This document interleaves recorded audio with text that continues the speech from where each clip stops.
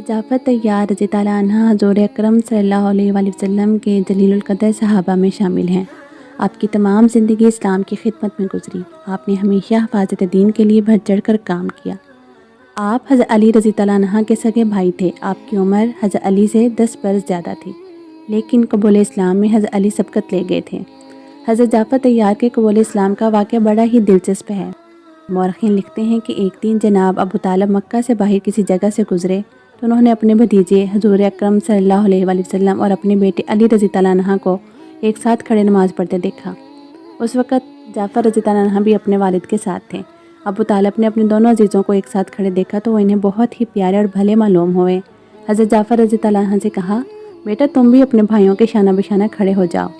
जाफ़र रज़ी ताला अन्हा भी दाखिल इस्लाम नहीं हुए थे। बाप के कहने पर बाएं जानिब खड़े हो गए और हज़ूर अकरम सल्लल्लाहु अलैहि वसल्लम के साथ नमाज अदा की।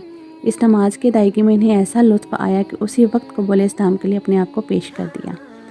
आपसे पहले सिर्फ 30 या 29 आदमी मुसलमान हुए थे। मक्का में कुरैश के जुल्म सितम से तंग आकर कुछ मुसलमान हज़ूर अकरम सल्लल्लाहु अलैहि वसल्लम की इजाज़त से हबशा की जानब हिजरत कर गए। इन मुहाजिरीन में हज़रत जाफ़र रज़ी ताला अन्हा भी थे। हिजरत हबशा के दौरान में इनके तमाम जौहर खुलकर सामने आए। कुदरत ने इन्हें आला सलाहियतों से नवाजा था। चनाचे इस मौका पर उन्होंने अपनी इन खुदादार सलाहियतों से दीन बरहक की भरपूर खिदमत की। जब मुसलमानों की जमात हिजरत करके मक्का से निकल गई तो कुरैश को पता चला। उन्होंने साहिल समुंदर तक ताक़ुब किया, मगर मुसलमान जा चुके थे। इस नाकामी के बाद कुरैश ने एक और चाल चली और मक्का के 2 जवान उमर इब्नुल आस और इब्नुल वलीद मकरमी को शाह हबशा नजाशी के दरबार में सफ़ीर बनाकर भेजा। इन सफ़ीरों ने नजाशी के दरबार में रसाई हासिल की और इसे बताया कि मक्का से कुछ लोग बगावत करके भाग आए हैं और उन्होंने हबशा में सकूनत अख्तियार कर ली है। हमें इनके बुज़ुर्गों और सरपरस्तों ने भेजा है कि हम इन्हें वापस ले जाएं। हबशा का ईसाई फरमानरवा नजाशी बड़ा मुनसिफ मिजाज आदमी था। इसने एक तरफा फैसला करने के बजाय मुहाजिरीन को दरबार में तलब किया और इनसे सूरत हाल दरियाफ्त की। इस मौका पर मुसलमानों ने बाहमी मशवरा किया और मुतफ़क्का तौर पर अपनी तरफ से जाफ़र रज़ी ताला अन्हा को हक़ नुमाइंदगी तफ़वीज़ कर दिया। हज़रत जाफ़र रज़ी ताला अन्हा अपने साथियों के साथ दरबार में पहुँचे। नजाशी ने पूछा, क्या तुमने अपने बाप दादा का दीन छोड़ दिया है और अपने बुज़ुर्गों के ख़िलाफ़ बगावत कर दी है? इस सवाल के जवाब में हज़रत जाफ़र ने बड़ी फसीह और बलीग तकरीर की। नजाशी के दरबार में हज़रत जाफ़र की ये तकरीर इस्लामी अदब का बेहतरीन नमूना है। ये ऐसी तकरीर थी जिसका असर नजाशी के दिल पर हुआ और नजाशी ने खुद इस्लाम और हज़ूर अकरम सल्लल्लाहु अलैहि वसल्लम की मौजूदगी का इकरार किया और कहा कि अगर मैं बादशाही के कामों में मशगूल ना होता तो हज़ूर अकरम सल्लल्लाहु अलैहि वसल्लम की खिदमत में हाजिर होता। मुहाजिरीन को हबशा में रहने की इजाज़त दी गई और नजाशी ने मुहाजिरीन के लिए बेहतरीन लिबास और ताम का हुक्म जारी किया। हज़रत जाफ़र रज़ी ताला अन्हा ने हबशा में इकामत के दौरान अपनी तबलीग और नसीहत और ख़ुसूसन अपने अमली किरदार से वहाँ के अक्सर बाशिंदों के दिल जीत लिए थे। खुद बादशाह भी आपसे बहुत मुतासिर था। चनाचे जब हज़ूर अकरम सल्लल्लाहु अलैहि वसल्लम का नामा मुबारक दीगर बादशाह आलम की तरह नजाशी के पास भी पहुँचा तो इसने ख़त को फ़र्द अक़ीदत से चूम लिया, फिर दाखिल इस्लाम हुआ। हज़रत जाफ़र रज़ी ताला अन्हा हबशा ही में थे कि हज़ूर अकरम सल्लल्लाहु अलैहि वसल्लम हिजरत करके मदीना मुनव्वरा में चले गए। मदीना में हज़ूर अकरम सल्लल्लाहु अलैहि वसल्लम के 6 साल क़याम के बाद महाजिर हबशा जाफ़र बिन अबी तालिब अपने साथियों के साथ मदीना में आए। ये वो ज़माना था जब हज़रत मोहम्मद सल्लल्लाहु अलैहि वसल्लम ने यहूद का तमाम ज़ोर तोड़कर इनके पुरगुरूर सरों को झुका चुके थे। खैबर फ़तह हो गया था और मदीना की गिरदोनवा में दूर दूर तक इस्लामी फरेरा लहराने लगा था। इसी ज़माने में हज़रत जाफ़र रज़ी ताला अन्हा बारगाह नबवी सल्लल्लाहु अलैहि वसल्लम में हाज़िर हुए।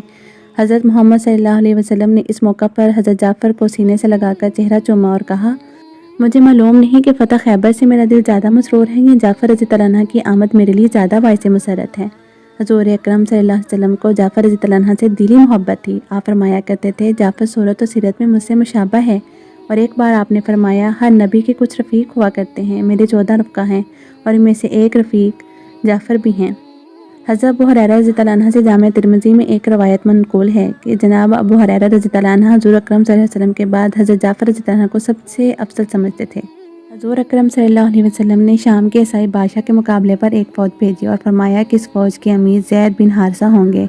अगर वह शहीद हो जाएँ तो जाफ़र बिन अबी तालिब, अगर वह भी शहीद हो जाएँ तो अमारत की ज़िम्मेदारी अब्दुल्ला बिन रवाहा पर होगी। अब्दुल्ला बिन रवाहा की शहादत की सूरत में फ़ौज अपना अमीर मुकर्रर करने की खुद मजाज होगी। ये जंग जो मोता के मुकाम पर हुई और जिसे तारीख़ भी जंगे मोता के नाम ही से याद किया जाता है, तारीख़ इस्लाम की अहम और अजीम जंगों में से एक थी। मुसलमानों की 3000 फ़ौज के मुकाबले पर दुश्मन की 1 लाख फ़ौज थी। जंग शुरू हुई। حضرت زید رضی اللہ عنہ دار شجاعت دکھاتے ہوئے جام شہادت نوش کر گئے۔ حضرت جعفر رضی اللہ عنہ نے علم قیادت ہاتھ میں لیا اور دشمن پر تابڑ توڑ حملے کیے۔ دشمنوں نے وہ ہاتھ کاٹ دیا جس میں حضرت جعفر رضی اللہ عنہ نے پرچم محمدی صلی اللہ علیہ وسلم تھام رکھا تھا۔ انہوں نے فوراً علم دوسرے ہاتھ میں پکڑ لیا، وہ بھی شہید ہو گیا تو حضرت جعفر نے علم کو اپنے دونوں کٹے ہوئے بازوؤں کی مدد سے سینے سے تھامے رکھا، اور جب وہ زخمی ہو کر گرنے لگے تو للکار کر مسلمانوں سے کہا کہ دیکھو یہ علم اسلام ہے، سرنگوں نہ ہونے پائے۔ علم عبداللہ بن رواحہ رضی اللہ عنہ نے تھام لیا۔ ان کی شہادت کے بعد یہ علم خالد بن ولید کے ہاتھ میں دیا گیا۔ اس مد خدا نے دشمن کے دباؤ کو پیچھے دھکیل کر فتح مبین حاصل کی اور دربار رسالت سے سیف اللہ کا لقب حاصل کیا۔ ادھر حضور اکرم صلی اللہ علیہ وآلہ وسلم نے مدینہ منورہ میں اپنے صحابہ کرام کے سامنے جنگ کا پورا نقشہ کھینچ دیا اور انہیں سارے حالات بتا دیے۔ حضرت جعفر رضی اللہ عنہ کی بیوی اسماء بنت امیس کہتی ہیں میں گھر میں بیٹھی آٹا گوندھ رہی تھی، بچوں کو نہلا دھلا کر دھلے ہوئے کپڑے پہنا چکی تھی کہ رسول اکرم صلی اللہ علیہ وسلم گھر میں داخل ہوئے، فرمایا کہ جعفر کے بچے کہاں ہیں؟ جب میں بچوں کو لے کر حاضر ہوئی تو حضور اکرم صلی اللہ علیہ وسلم نے انہیں اٹھا کر سینے سے لگایا اور ان کی پیشانیوں کو بوسے دیے۔ آپ کی آنکھیں آبدیدہ ہو گئی تھیں۔ میں نے پوچھا یا رسول اللہ میرے ماں باپ آپ پر قربان، کیا جعفر کی کوئی خبر آئی ہے؟ آپ نے فرمایا ہاں جعفر شہید ہو گئے ہیں۔ جعفر رضی اللہ عنہ کی شہادت کے بعد حضور اکرم صلی اللہ علیہ وسلم اکثر ان کو یاد کیا کرتے تھے۔ ایک بار آپ صلی اللہ علیہ وسلم نے فرمایا مجھے جعفر رضی اللہ عنہ کی شہادت کے بعد جبریل نے خوشخبری سنائی کہ جعفر کے کٹے ہوئے بازوں کے بدلے رب ذوالجلال نے انہیں 2 پر عطا کیے ہیں، ان سے وہ جنت میں رب پرواز کر رہے ہیں۔ اسی سے حضرت جعفر کا لقب طیار و ذوالجناحین پڑ گیا۔ حضرت جعفر میدان موتہ میں جس دلیری اور بے جگری سے لڑے اس کی شہادت حضرت عبداللہ بن عمر رضی اللہ عنہ کی زبانی سنیے۔ وہ کہتے ہیں میں جنگ موتہ میں شریک تھا، میں نے جعفر رضی اللہ عنہ کو دشمن پر حملے کرتے اور ان کے حملے روکتے دیکھا ہے۔ وہ شیر کی طرح میدان میں لڑ رہے تھے۔ جب وہ شہید ہوئے تو میں نے ان کے جسم کو دیکھا، 90 سے زیادہ زخم ان کے جسم کی زینت بنے ہوئے تھے۔ حضرت جعفر بڑے سخی اور فیاض تھے، آپ اصحاب صفا کو اپنے دسترخوان پر بلایا کرتے تھے۔